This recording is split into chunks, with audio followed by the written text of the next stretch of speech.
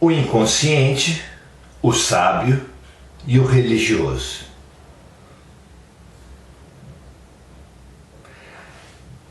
Deveria nos intrigar muito um dilema essencial da vida. Se todos buscamos a felicidade, por que ninguém encontra? Não é verdade?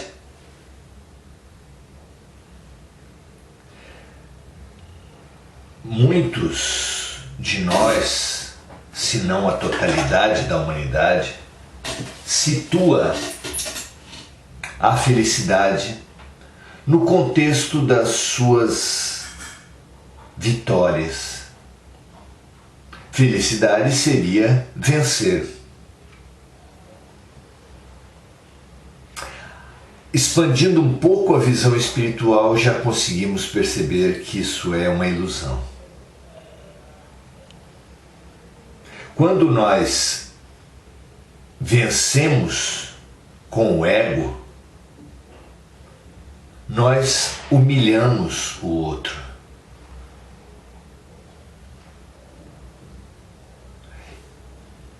E isso nos leva a uma humilhação futura. Porque aquele que foi humilhado voltará para nos punir, para se vingar. Seja como um inimigo claro, declarado, encarnado, seja como um obsessor.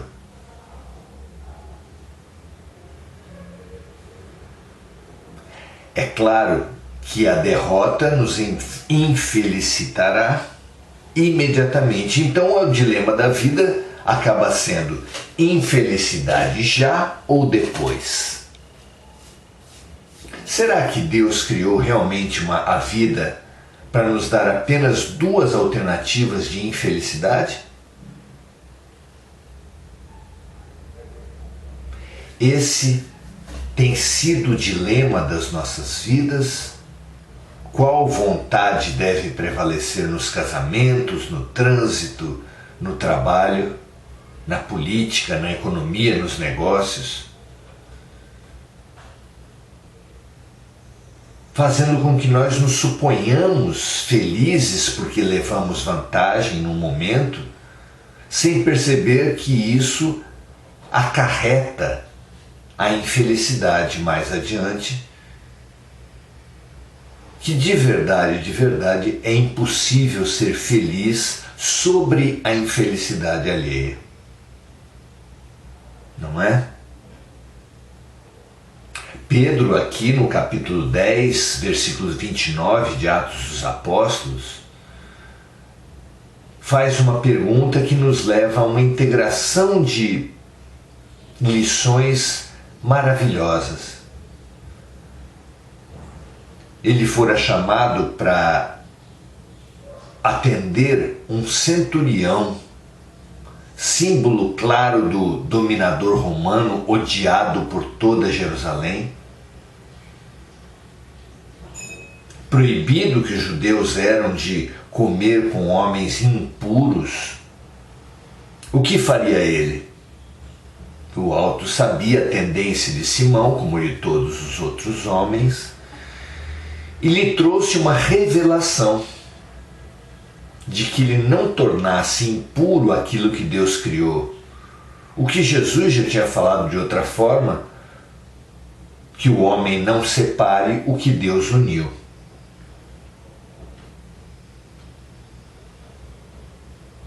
Isso nos leva a pensar a postura de três tipos de pessoas. O homem comum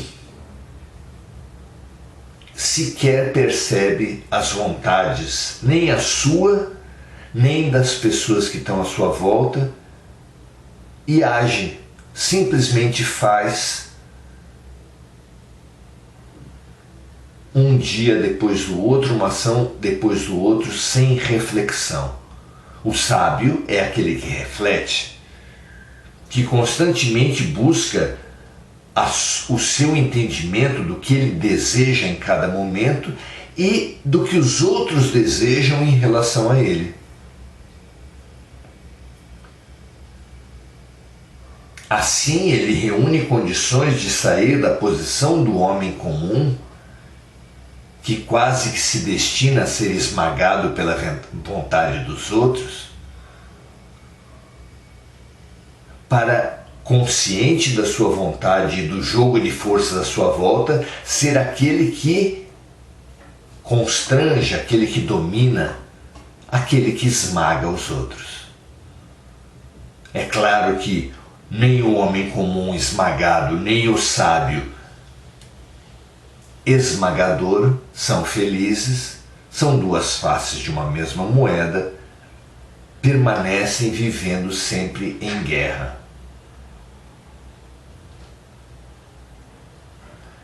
Pedro, naquela situação, perguntou: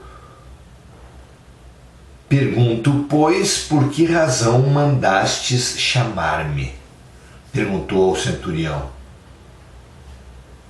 querendo saber qual é a vontade do outro, mas já tendo recebido em sua casa em visão qual era a vontade de Deus. Se o homem comum sequer distingue as vontades dos outros e mesmo a sua, o homem sábio situa a sua vontade perante os outros e busca a posição da preponderância, ambos afundados na dominação, na exaltação de si, na humilhação do outro. Mas há um terceiro tipo, que nós chamaremos de religioso, mas extinguindo completamente a noção atual de religiosidade, daquela pessoa que segue uma doutrina, que segue uma religião, que segue mandamentos, que segue ritos. Aqui, religioso é visto pelo significado original da palavra. Religioso como aquele que busca a sua religação com a sua própria essência, com a essência do outro, com a essência da vida. Esse religioso, ao invés de buscar situar a sua vontade diante da vontade do outro, destinando-se necessariamente à vitória ou à derrota e necessariamente à infelicidade num polo ou no outro, ao invés disso, esse religioso essencial busca a vontade da vida. Busca o que a vida está tentando lhe trazer sempre de bom, de curativo, de elucidativo, de pedagógico, e sai da guerra. Esse é o ser capaz de sair da guerra, de se autopacificar, não pela vitória nem pela derrota, mas por abster-se de guerrear. Talvez tenha sido isso que Jesus nos ensinou ao pedir que repetíssemos todos os dias: seja feita a vossa vontade, não a minha nem a tua, mas a vontade da vida, a vontade de Deus, o caminho do amor, para você e para mim. Não há nada melhor para desejarmos uns para os outros, não é? Grande abraço, até a próxima.